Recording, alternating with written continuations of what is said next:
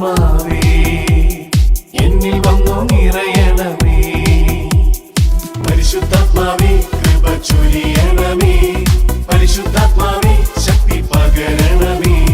പരിശുദ്ധാത്മാവേ കൃപ ചൊരിയണമേ. പരിശുദ്ധാത്മാവേ ശക്തി പകരണമേ. പരിശുദ്ധ പരമ ദിവ്യകാരുണ്യത്തിന് എന്നേരവും ആരാധനയും സ്തുതിയും പുകഴ്ചയും ഉണ്ടായിരിക്കട്ടെ. ദൈവസന്നിധിയിൽ എഴുന്നേറ്റ് നിൽക്കാവുന്നവരാണെങ്കിൽ എഴുന്നേറ്റ് നിൽക്കാം. കർത്താവിൻ്റെ കരുണയ്ക്ക് വേണ്ടി ദൈവത്തോട് വിളിച്ചപേക്ഷിക്കുന്ന സമയമാണ് ഈ സമയം. നമ്മുടെ മേൽ കരുണ ചൊരിയുവാൻ ഈ അൾത്താരയിൽ എഴുന്നള്ളിയിരിക്കുന്ന യേശുവിനെയാണ് നമ്മൾ മുമ്പിൽ കാണുക. വിശ്വാസത്തിൻ്റെ കണ്ണുകൾ കൊണ്ട് ഈശോയെ നമുക്ക് കാണാം. ഈശോയുടെ ആ കരുണയെ നമുക്ക് ദർശിക്കാം. കർത്താവേ, ഞങ്ങളെ വീണ്ടെടുക്കുവാൻ, ഞങ്ങളെ രക്ഷിക്കുവാൻ, ഞങ്ങളെ അനുഗ്രഹിക്കുവാൻ ഈ അൾത്താരയിൽ അങ്ങ് എഴുന്നള്ളിയിരിക്കുന്നുവല്ലോ. നമുക്ക് ആ മനോഭാവത്തോടെ അല്പസമയം സ്വതന്ത്രമായിട്ട് നമ്മുടെ ദൈവത്തെ സ്തുതിച്ച് ആരാധിക്കാം. Hallelujah, hallelujah.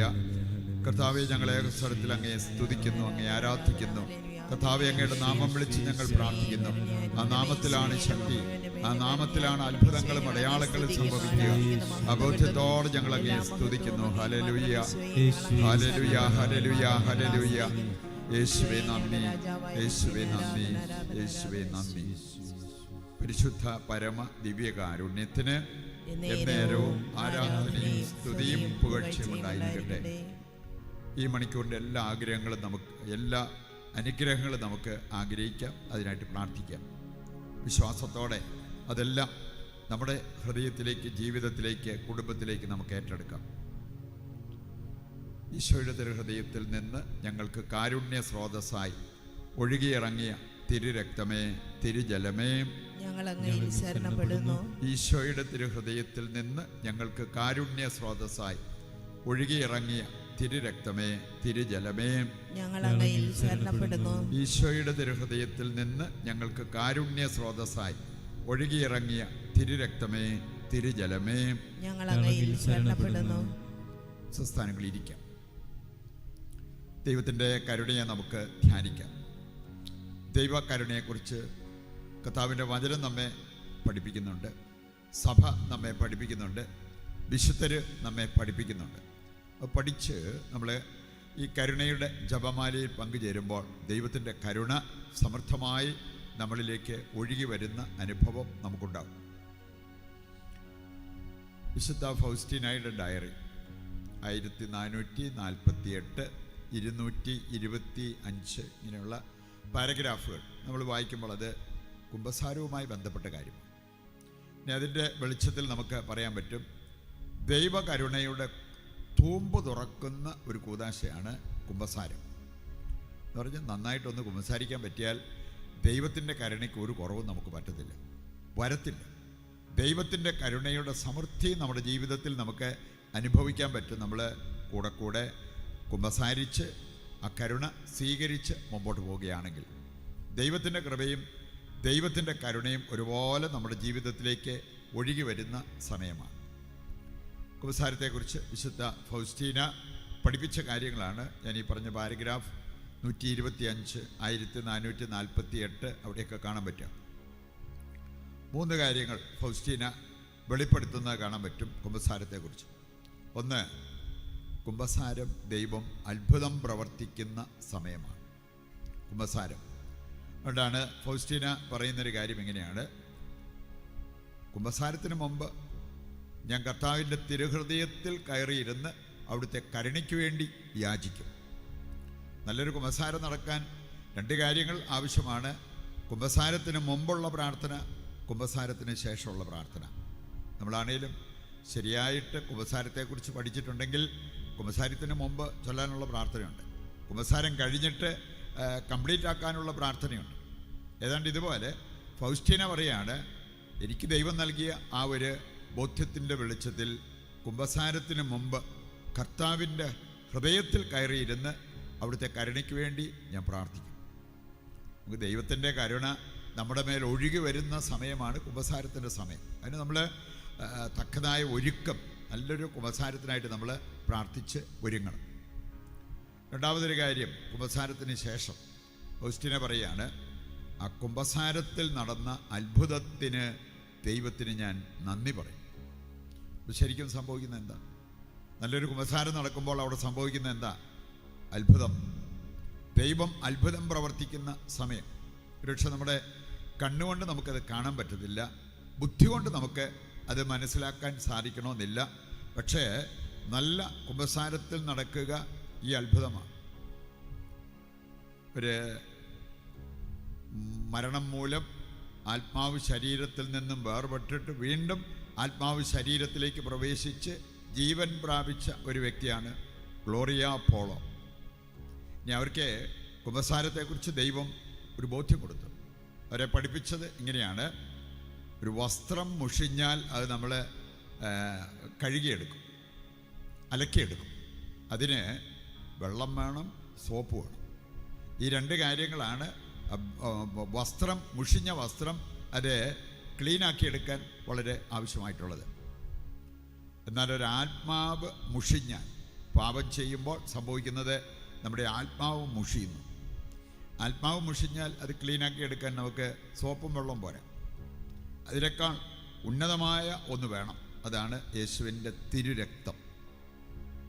ഇനി ഈ വിശുദ്ധയ്ക്ക് അല്ലെങ്കിൽ ഈ ഭക്തിയായ സ്ത്രീക്ക് ദൈവം കൊടുത്ത ഒരു ബോധ്യമാണ്, ഒരാൾ അനുദപിച്ച് കുമ്പസാരിക്കാൻ ചെല്ലുമ്പോൾ, ഒരു പുരോഹിതൻ, ഒരു അഭിഷിക്തൻ കുമ്പസാരിപ്പിക്കാനിരിക്കുമ്പോൾ അഭിഷിക്തനും ദൈവം നൽകിയിരിക്കുന്ന ഒന്നുണ്ട്. അതാണ് യേശുവിൻ്റെ വ്രണിത ഹൃദയം. ആ ഹൃദയത്തിൽ നിന്നും തിരുരക്തം ഒഴുകും. ആ തിരുരക്തമാണ് അനുതാപിയെ ശുദ്ധീകരിച്ച് വീണ്ടെടുക്കുന്നത്. ഇത് വലിയൊരു കാര്യമാണ്. നമുക്കിത് ബുദ്ധി കൊണ്ട് മനസ്സിലാക്കാനോ കണ്ണുകൊണ്ട് കാണാനോ പറ്റിയെന്ന് വരില്ല. പക്ഷെ അതിൻ്റെ ഇഫക്റ്റ് നമുക്ക് മനസ്സിലാക്കാൻ പറ്റും. നമുക്കറിയാമല്ലോ, നമ്മൾ ഫാനിൻ്റെ അടിയിലിരിക്കുമ്പോൾ കാറ്റ് ഫീൽ ചെയ്യാൻ പറ്റും. ഫാൻ ഓഫാക്കിയാൽ അതിൻ്റെ വ്യത്യാസം നമുക്കറിയാൻ പറ്റും. ഫാൻ ഉള്ളപ്പോൾ അതിൻ്റേതായിട്ടുള്ള ആ ഒരു ആശ്വാസം അത് നമ്മൾ അനുഭവിക്കുന്ന. നോക്കിയാൽ ഈ കാറ്റ് വരുന്നത് വല്ലതും കാണാൻ പറ്റുമോ?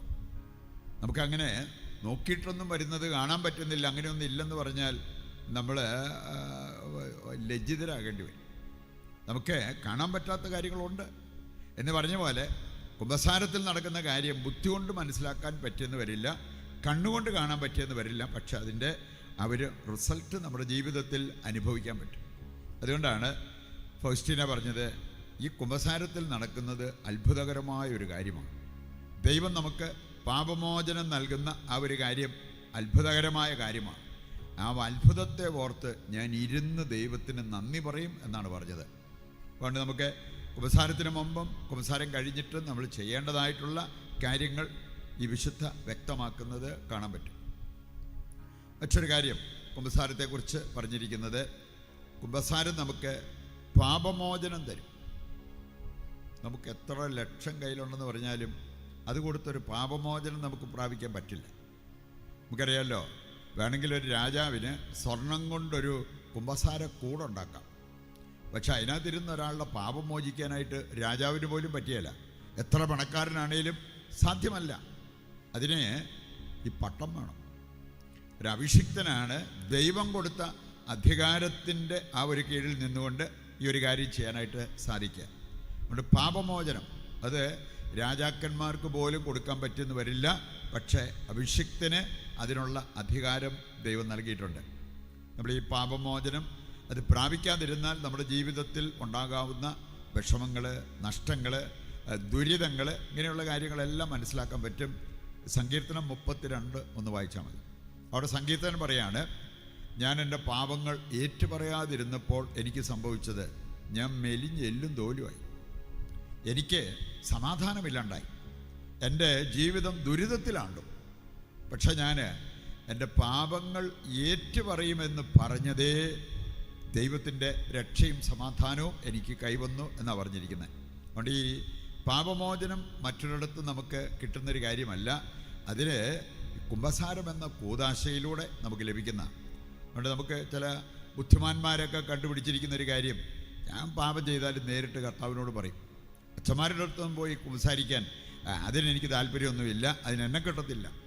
ഇനി അങ്ങനെ പറയുമ്പോൾ എന്താ സംഭവിക്കുക? വചനം കൃത്യമായിട്ട് അമ്മയെ പഠിപ്പിക്കുന്ന ഒരു കാര്യം, പത്രോസിനോട് കർത്താവ് പറഞ്ഞൊരു കാര്യമാണ്, നീ ആരുടെ പാപങ്ങൾ ബന്ധിക്കുന്നുവോ അവ ബന്ധിക്കപ്പെട്ടിരിക്കും, നീ ആരുടെ പാപങ്ങൾ അഴിക്കുന്നുവോ അവ അഴിക്കപ്പെട്ടിരിക്കും. എപ്പോഴാണ് അഴിക്കാൻ പറ്റുക? അതൊരു അനുതാപി കുമ്പസാരിക്കാൻ വരുമ്പോഴാണ്. അപ്പോൾ അതുകൊണ്ട് കുമ്പസാരം എന്ന കൂദാശയിലൂടെയാണ് ഈ പാപമോചനം കൈവരുന്നത് എന്ന കാര്യം നമ്മൾ തിരിച്ചറിയണം. മൂന്നാമതൊരു കാര്യം കൂടി കുമ്പസാരത്തിൽ സംഭവിക്കുന്നതായിട്ട് വിശുദ്ധ ഫൗസ്റ്റീന നമ്മളെ പഠിപ്പിക്കുന്നുണ്ട്. അതാണ് രക്ഷ. നമുക്ക് പാപമോചനം മാത്രമല്ല രക്ഷയും കൈവരും. നമ്മൾ കാണുന്നുണ്ട് ഈ ജ്ഞാനസ്നാനത്തെക്കുറിച്ച് തന്നെ പഠിപ്പിക്കുമ്പോൾ 3 തരത്തിലുള്ള ഒരു ശുദ്ധീകരണത്തെക്കുറിച്ച് നമുക്ക് കാണാൻ പറ്റും.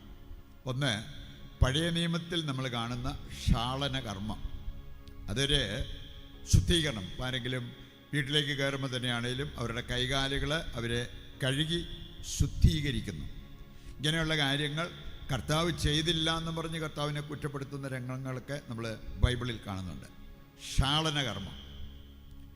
രണ്ടാമതൊന്നുണ്ട്, അതാണ് ഈ സ്നാപക യോഹന്നാൻ നൽകിയ സ്നാനം. അതെന്തായിരുന്നു? അത് അനുതാപത്തിലേക്ക് അവരെ ക്ഷണിച്ചുകൊണ്ട് അനുദപിക്കാൻ ആവശ്യപ്പെട്ടു.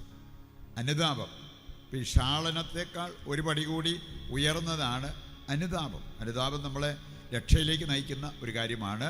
അപ്പോൾ അതുകൊണ്ട് അനുതാപം അതിന് അതിൻ്റേതായിട്ടുള്ള നന്മകളുണ്ട്. കർത്താവ് പറയുന്നുണ്ട്, നിങ്ങൾ അനുദപിച്ച് എൻ്റെ പക്കലേക്ക് തിരിയുക, നിത്യമായി ഞാൻ നിങ്ങളോട് കോപിക്കത്തില്ല, നിങ്ങൾക്ക് നഷ്ടപ്പെട്ടത് ഞാൻ തിരികെ തരാം എന്ന് പറഞ്ഞിരിക്കുന്നത് വചനത്തിൽ നമ്മൾ കാണുന്ന ഒരു കാര്യമാണ്. മൂന്നാമതൊന്ന്, യേശു കൊണ്ടുവന്ന, യേശു സ്ഥാപിച്ച സ്നാനം. അതെന്താണ്? അത് രക്ഷയിലേക്ക് നയിക്കുന്നതാണ്. എന്ന് പറഞ്ഞ പോലെ തന്നെ ഈ കുമ്പസാരത്തെക്കുറിച്ച് നമ്മൾ ചിന്തിക്കുമ്പോഴും അതിൻ്റെ പ്രധാനപ്പെട്ട ഒരു കാര്യമാണ് രക്ഷയുടെ അനുഭവം. നമ്മൾ കാണുന്നുണ്ട് ലൂക്കായുടെ സുവിശേഷം 5-ാം അധ്യായം 17 മുതൽ വായിക്കുമ്പോൾ ഒരു തളർവാദ രോഗിയെ കർത്താവ് സുഖപ്പെടുത്തുന്ന ഒരു രംഗം. ആദ്യം കർത്താവ് കൊടുത്തത് സൗഖ്യമല്ല, ആദ്യം കർത്താവ് കൊടുത്തത് പാപമോചനമാണ്. പാപമോചനം. മകനെ, നിൻ്റെ പാപങ്ങൾ ക്ഷമിക്കപ്പെട്ടിരിക്കുന്നു എന്ന് കർത്താവ് പറയുന്നത് കാണാൻ സാധിക്കും. നീ അതിന് ശേഷമാണ് കർത്താവ് പറഞ്ഞത്, നീ നിൻ്റെ കിടക്കയും എടുത്ത് നടക്കുക. രണ്ടാമത് ഈ പറഞ്ഞ കാര്യം ആർക്ക് വേണേലും കണ്ണുകൊണ്ട് നോക്കിയാൽ കാണാൻ പറ്റും.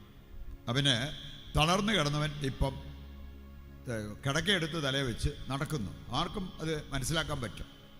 പക്ഷെ അതിനേക്കാൾ പ്രധാനപ്പെട്ട ഒരു കാര്യമുണ്ടായിരുന്നു. അത് കർത്താവ് ആദ്യം പറഞ്ഞു, നിൻ്റെ പാപം ക്ഷമിക്കപ്പെട്ടിരിക്കുന്നു. അത് കണ്ണുകൊണ്ട് കാണാൻ പറ്റത്തില്ല. പക്ഷേ കർത്താവ് പറഞ്ഞൊരു കാര്യം രണ്ടാമത് പറഞ്ഞ് നിങ്ങൾ കണ്ടല്ലോ, കണ്ണുകൊണ്ട് കാണാവുന്ന രീതിയിൽ ഞാൻ പറഞ്ഞ കാര്യം സംഭവിച്ചത്. അങ്ങനെയെങ്കിൽ വിശ്വസിക്കുക, ആദ്യം പറഞ്ഞ കാര്യം അതിനേക്കാൾ പ്രധാനപ്പെട്ടതാണ്. അത് സംഭവിച്ചു എന്നുള്ളത് വിശ്വസിക്കുക. അതിന് നമുക്ക് വിശ്വാസം ആവശ്യമാണ്. ഈ പാപമോചനം ഉപസാരത്തിൽ അനുഭവിക്കാനും ഈ വിശ്വാസം നമുക്ക് വളരെ ആവശ്യമാണ്. കർത്താവിൻ്റെ വചനത്തിൽ വിശ്വസിക്കുക, കർത്താവ് പറഞ്ഞ കാര്യങ്ങളിൽ വിശ്വാസം അർപ്പിച്ചുകൊണ്ട് അത് അംഗീകരിക്കാൻ തയ്യാറാവുക.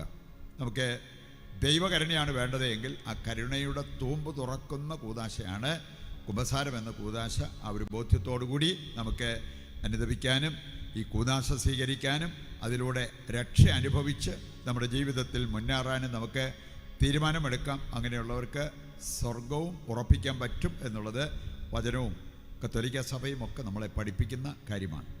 നമ്മുടെ എല്ലാ ആവശ്യങ്ങളും ഈ അൾത്താരയിൽ സമർപ്പിക്കാം. നമ്മുടെ കുടുംബത്തെയും കുടുംബാംഗങ്ങളെയും ഈശോയുടെ കരങ്ങളിൽ ഏൽപ്പിക്കാം. മക്കളെ പ്രത്യേകം സമർപ്പിക്കാം.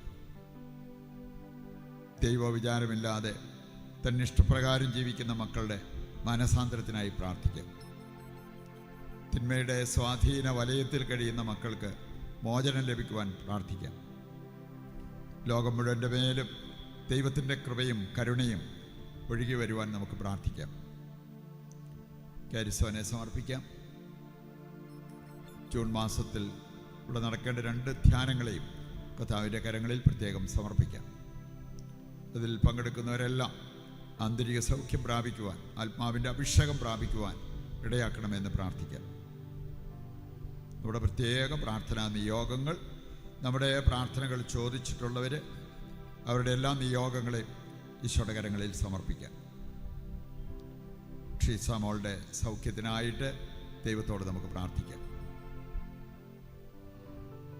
ഈ ആവശ്യങ്ങളെല്ലാം കർത്താവ് ഏറ്റെടുത്ത് നമ്മെ അനുഗ്രഹിക്കുന്നു എന്നുള്ള വിശ്വാസത്തോടെ ദൈവത്തെ സ്തുതിച്ചുകൊണ്ട് ദിവ്യകാരുണ്യത്തിൻ്റെ ആശീർവാദം സ്വീകരിക്കാം. യേശുവേ നന്ദി. Hallelujah, hallelujah, hallelujah. കർത്താവേ, ഞങ്ങൾ അങ്ങയെ സ്തുതിക്കുകയും ആരാധിക്കുകയും ചെയ്യുന്നു. ഞങ്ങളുടെ ആവശ്യങ്ങളെല്ലാം ഏറ്റെടുത്ത് അങ്ങ് ഞങ്ങളെ അനുഗ്രഹിക്കണമെന്ന് പ്രാർത്ഥിക്കുന്നു.